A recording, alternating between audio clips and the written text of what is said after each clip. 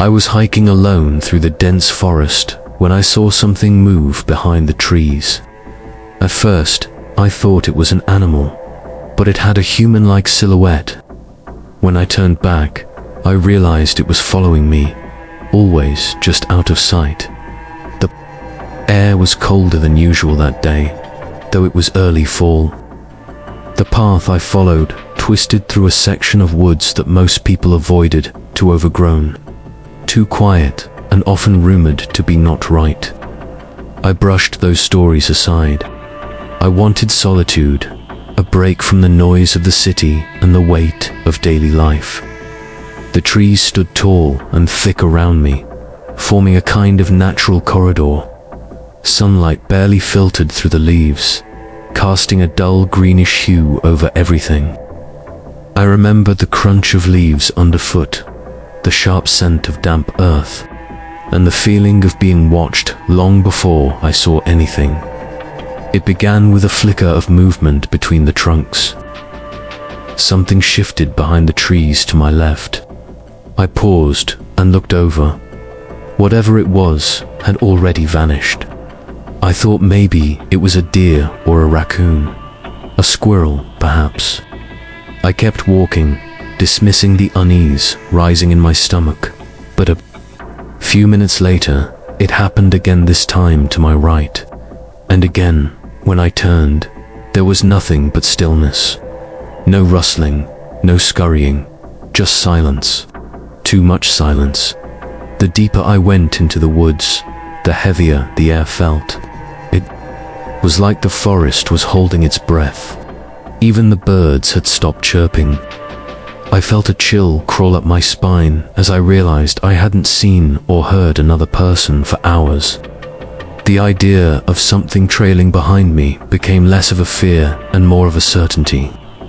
I started to glance over my shoulder every few steps, each time expecting to catch something ducking behind a tree. My heart pounded faster with every passing minute. At one point, I stopped walking completely and listened. The forest seemed to lean in closer. That's the only way I can describe it. The trees pressed around me, the shadows deepened, and the silence grew deafening. Then I heard a cracker stick snapping behind me. Not far, maybe 10 feet, my body froze. I turned around slowly, my eyes scanning the dim corridor I had just walked through. There was no wind, nothing moved, but I knew something was there. Then I saw it, or at least a glimpse of it. Just beyond the trees, a figure stood completely still. Its shape was off. It looked like a person, but its proportions were wrong. The limbs too long, the head tilted slightly at an unnatural angle. I could only see it for a split second before it stepped back, deeper into the trees, like smoke vanishing into air. My breath caught in my throat. I waited, hoping maybe it was just a trick of the light, or my eyes playing games with me, but deep down, I knew better. I turned around and started walking again, faster this time. I didn't run. I didn't want to seem like prey, but every time I checked behind me, I felt more certain it was still there, watching, moving when I moved, stopping when I stopped. I tried to stay calm, repeating to myself that I was just being paranoid, that the woods were old and strange and full of optical illusions. But that false reassurance shattered when I saw footprints in the mud there, not far from where I had just walked, were prints, bare feet, human-shaped, but narrow and oddly long, with toes that curled inward slightly. The mud around them wasn't disturbed by any other animal or human markings. I hadn't seen anyone all day. No one should have been out here barefoot. I stared at them for a long time, half hoping they would disappear if I blinked enough. They didn't. I continued walking, now carefully watching every shadow. But the trees seemed to close in tighter, and even though I stuck to the path, I couldn't shake the feeling that it was getting darker earlier than it should. My watch said it was barely 3 p.m., but the forest had taken on the gloom of early evening. I pulled out my phone to check my GPS no signal. Of course, I looked up again and saw the shape once more. This time, it was closer, maybe 20 feet away, half hidden behind a gnarled pine, still, silent, its face in shadow. I blinked, and it was gone again. I didn't wait to see it reappear. I kept walking, nearly tripping over roots in my rush. I tried to keep my breathing, even tried to act like I wasn't afraid, but my body betrayed me. My skin was slick with sweat, my ears ringing, every muscle coiled tight. And still, the presence remained. I could feel it, not just behind me now, but beside me. I didn't look, I couldn't. When I finally reached the edge of the woods, the sun had dipped lower in the sky than it should have. I felt an immense sense of relief as the trees gave way to open land and the trail led to the dirt road where my car was parked. I turned around one last time. The forest stood still behind me. No movement, no figure, but I knew whatever had followed me in had chosen to stay hidden just long enough. I drove away as fast as I could, glancing in the rearview mirror more times than I can count. Even now, when I close my eyes, I see its silhouette standing there in the trees, waiting, watching. And sometimes, at night, I still feel like something is just out of sight, hiding in the dark corners of my room, always a few steps behind me. That night, strange tapping sounds echoed outside my cabin window. No wildlife I knew knocked in patterns or whispered my name. I stayed still in bed, but it felt like something stood inches from the glass. The cabin was deep in the forest, isolated, surrounded by tall pine trees and nothing but the sound of wind brushing through the branches. I had stayed there many times before, and the peaceful solitude usually brought me comfort, but that night was different. There was a stillness that didn't feel right. The wind had stopped. The trees no longer rustled. Even the insects were quiet. It was as if the entire forest had gone mute. I lay in bed, the old wooden frame creaking slightly as I shifted under the weight of silence. The only light in the room came from the faint glow of embers in the fireplace, casting long, distorted shadows across the floor and walls. I closed my eyes, trying to calm my racing thoughts, when suddenly, tap, tap, tap. The sound was soft at first, rhythmic, like fingers gently tapping on glass. I opened my eyes, frozen in place.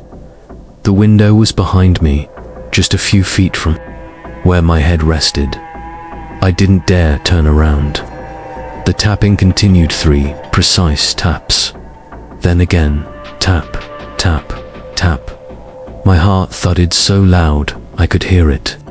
My first thought was that it might be an animal, but something about the sound felt deliberate, intentional. Animals didn't knock in patterns. They scratched, they clawed, they scurried. This was different.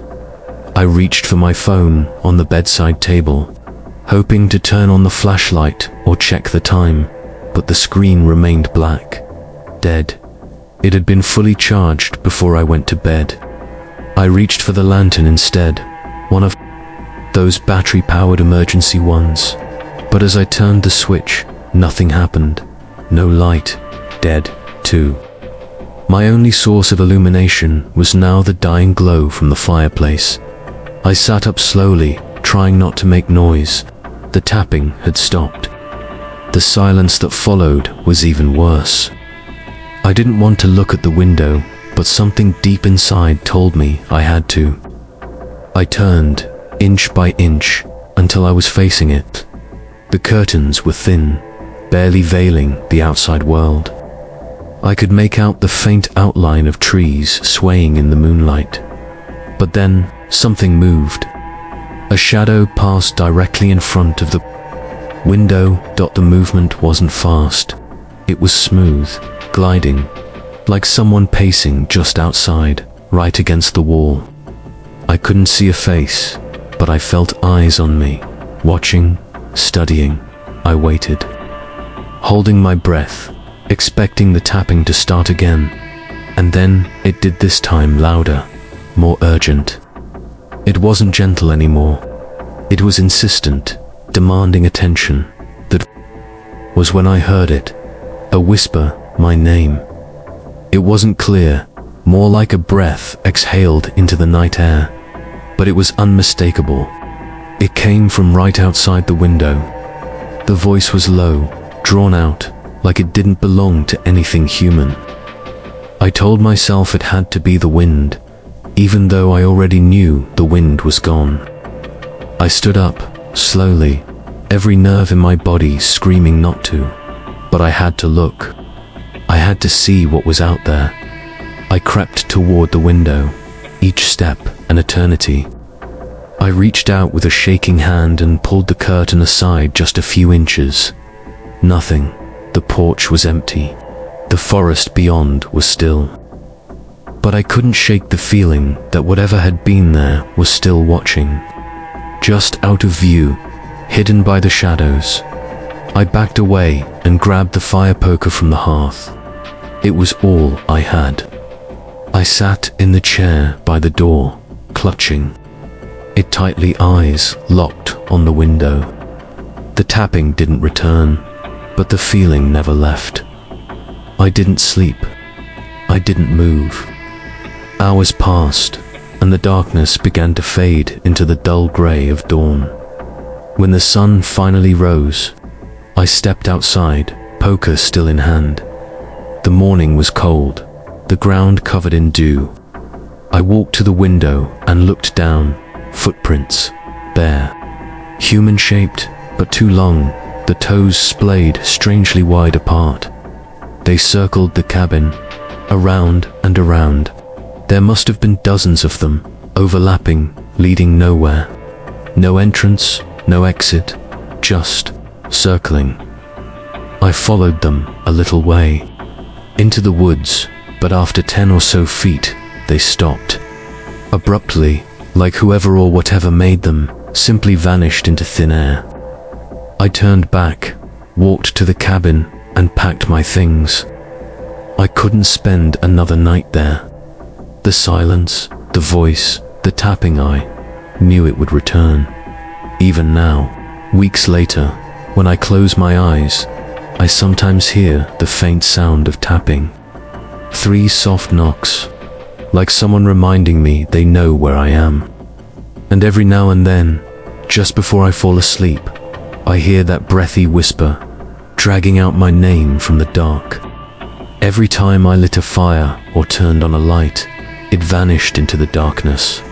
But I'd find muddy footprints leading from the forest to my porch. They always stopped at the door but never showed any prints leaving Dot. At first, it felt like small things. The woods around the cabin always had a heavy atmosphere, but lately, it seemed as if that pressure was shifting closer, right to the edge of my property. I would feel it watching, waiting. Every time I turned on a lantern or lit the fireplace, that sense of being observed would suddenly vanish. The tension would slip into silence, not relief, just pause. But the strangest part wasn't the fear I felt. It was the undeniable signs that something had been there after every single nightfall. It started with the footprints, the first morning. I noticed them. I figured maybe a hiker had passed by in the night. It's rare out this deep, but not impossible. But these weren't boot prints. They were long, narrow, and unmistakably barefoot. I crouched down, checking the pattern and size. They were human-shaped, but something was off. The toes curled slightly inward, as if whoever made them had trouble walking upright. and the prints. Came from the woods, followed a straight path to the porch, and then stopped. No return prints, no trail leading away. The next night, I stayed up longer than usual, waiting. I didn't hear anything at first, but just after midnight, when the embers in the fireplace had started to dim, the tension returned. A heavy feeling in my chest, like something pressing against me. I didn't dare move, didn't dare peek through the curtains. I quietly relit the fire with a piece of kindling and watched the flames rise. As soon as they did, the feeling disappeared like it had slipped back into the shadows. I checked outside at sunrise. The dew was still fresh, and there they were again, footprints. Same as before, creeping from the tree line, pausing at the front door, perfectly outlined in the soft earth. It was as if something came to the cabin each night and just stood there, watching, waiting. I tried telling myself it was some animal or maybe even a prank, but the prints were too precise, too clean. They had intent. Each night that followed repeated the same pattern. The presence would come close, always when the fire went out or the lights were off. I began to carry a lantern with me everywhere in the cabin. The second I extinguished it, even for a moment, the air shifted. I never saw anything, never heard it approach, but I always knew when it arrived. One night I tried something different. I turned off all the lights and sat in complete darkness, watching the window from my chair. I waited for the feeling, that creeping dread that announced its arrival. It didn't take long. Maybe 10 minutes passed before the air turned cold. The silence sharpened, and that familiar pressure returned. I looked toward the window, eyes straining. Then something moved. Just a shadow barely noticeable. It shifted to the left of the window, then was gone again. I lit the lantern immediately. The feeling vanished in an instant. I rushed outside. More footprints, fresh, still damp in the dirt. They led directly from the woods to the exact spot below the window. And like always, they stopped. No return trail. Like it had just appeared, then ceased to exist the moment light returned. I became obsessed.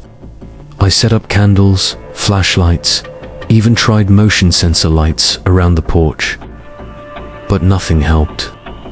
Each time the fire or lights failed, it came. And every morning, the prints were there, always facing the cabin, never leaving. Once, during a storm, the power went out completely. The fireplace was the only source of light, and I was down to my last pieces of wood.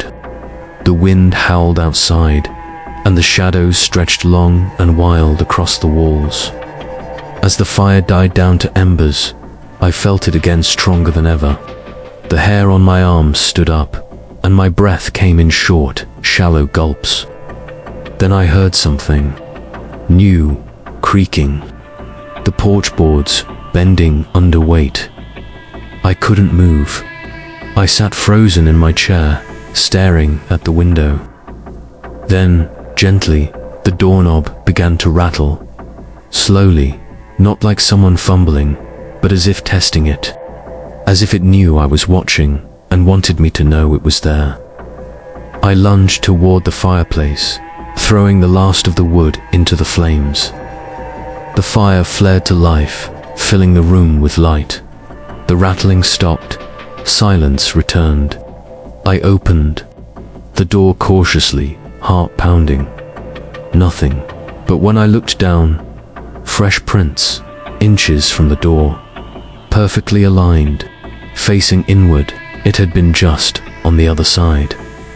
Again, that was the night I decided I couldn't stay anymore. Packed my things at first light and left.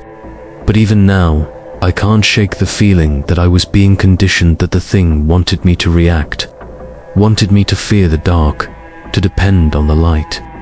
And perhaps someday, when the light finally fails, it won't just leave footprints, it'll come in.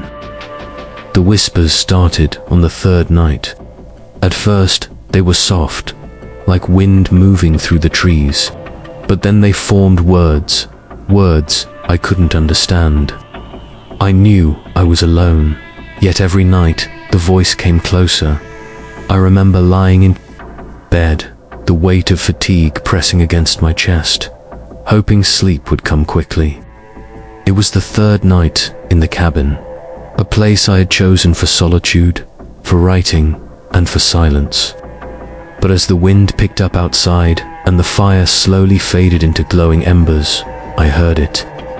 A sound that didn't belong to the usual creaks and groans of old wood or the soft rustle of pine needles brushing the windows. It was a whisper too faint to catch clearly, but definitely not the wind.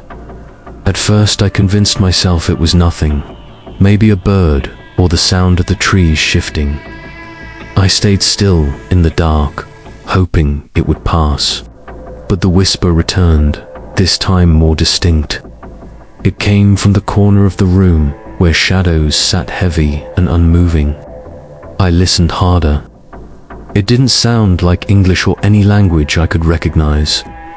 The voice was distant, layered, like multiple whispers speaking at once but out of sync, as if each was trying to be heard over the other. The next day, I searched the cabin. I checked the walls, the attic, even under the floorboards where possible. I found nothing. No sign of rodents, no loose air vents, no evidence of anything that could make a whispering sound. Still, I told myself I was tired, that it had to be in my head. But deep down, I felt something was wrong. Something unseen was getting closer.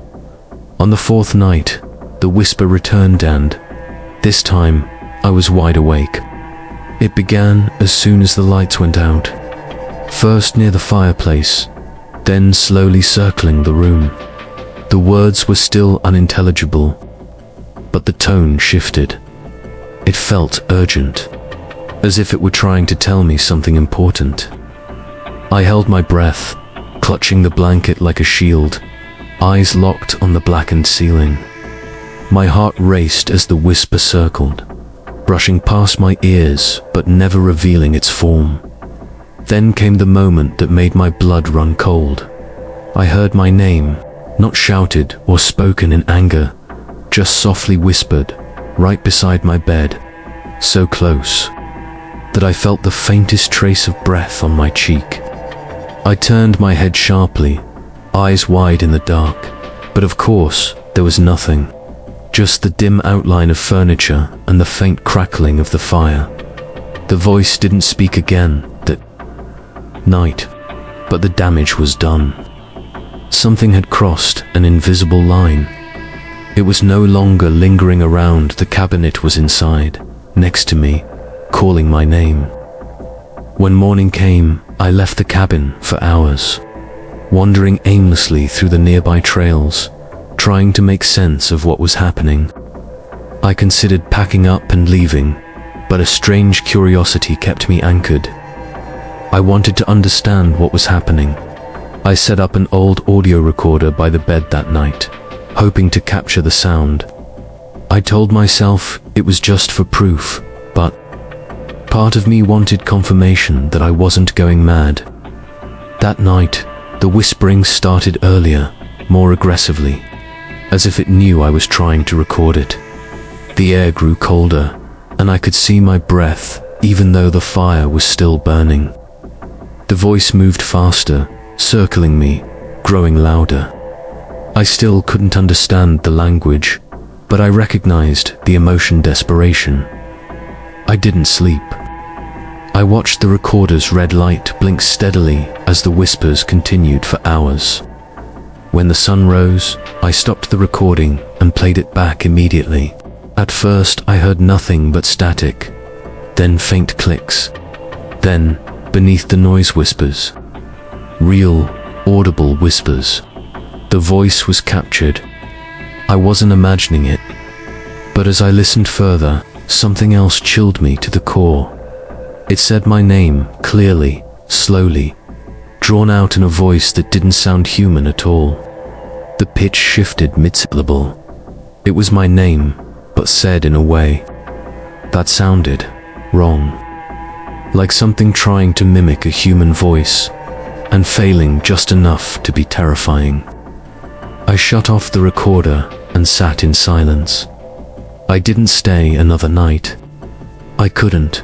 The voice had moved too close, too fast. It had invaded my space, my mind, my name. As I packed to leave, I noticed something new carved into the wooden wall beside the fireplace.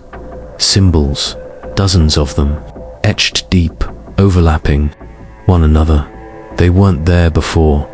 I didn't touch them. I didn't want to know what they meant.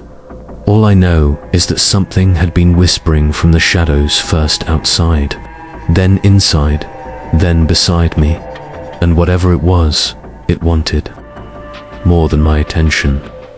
It wanted me to listen.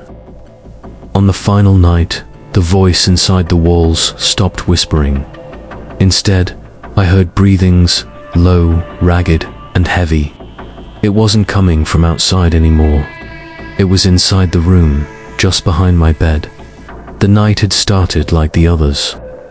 I followed the same routine. Locked every door, checked every window, placed the lantern close to the bed, and ensured the fireplace stayed lit.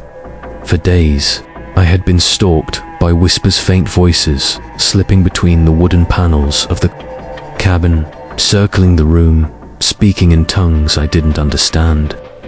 But tonight, there were no whispers, no foreign syllables, no murmured pleas or warnings. The silence was far worse. It wasn't peaceful silence, it was charged, loaded with the weight of something watching and waiting. My body tensed, as if preparing for something I couldn't name. I sat on the edge of the bed, staring at the floor, eyes flicking to the window now and then. No movement, just the sound of the wind rustling faintly through the trees outside. But inside, something had shifted. Around midnight, the fire dimmed to a faint orange glow. I leaned over to throw another log on, but stopped. That's when I heard it. Breathing, slow, heavy, strained. It was rhythmic and deliberate, like someone trying not to be heard, but unable to completely hide. I held still. The sound didn't come from the window or door. It came from behind me, from the wall where the bed was pressed up against it. Wasn't the sound of the wind or my own heartbeat. It had texture, moist, gravelly, as if each inhale scraped against dry lungs. And it wasn't fading. It was getting closer. Each breath came a little louder, a little more intense. My skin prickled. The hairs on my arms stood straight. I turned, inch by inch, until I was facing the wooden wall behind the bed. There was nothing visible, just the old, dark planks, worn by time. But the sound, it was coming directly from them, as if someone were on the other side, exhaling into the space between the boards. I leaned in, unsure if it was the right decision, but unable to resist. My face was just inches away when the breathing stopped, complete. Silence. I held my breath, waited. For a moment, I thought maybe it had left, maybe it was done. Then, without warning, a loud thud sounded from behind the wall. One heavy knock, then another, then scraping, as if fingernails were dragging slowly across the inside surface. I stumbled back from the bed and grabbed the lantern, lighting it. With shaking hands, the room flared into warm light, but the sounds didn't stop this time. Whatever was behind the wall no longer cared about the light. I backed toward the fireplace, poker in hand, unsure what I would do with it if the wall broke open. The breathing resumed, louder, deeper, more labored. I could hear it wheezing now, like something too old to move properly. My mind raced with thoughts. Was it a person? An animal? Something else entirely? Something that had been hiding in the walls long before I ever stepped into that cabin. Suddenly, the wall began to bulge, just slightly, as if the wood was stretching. Outward, pushed from behind. The planks groaned under the pressure. One of the nails popped out and clattered to the floor. I couldn't breathe. My instincts screamed at me to run, but my legs refused. Then, as quickly as it started, the pressure stopped. The wall returned to normal. The breathing faded, again replaced by that same unbearable silence. I ran.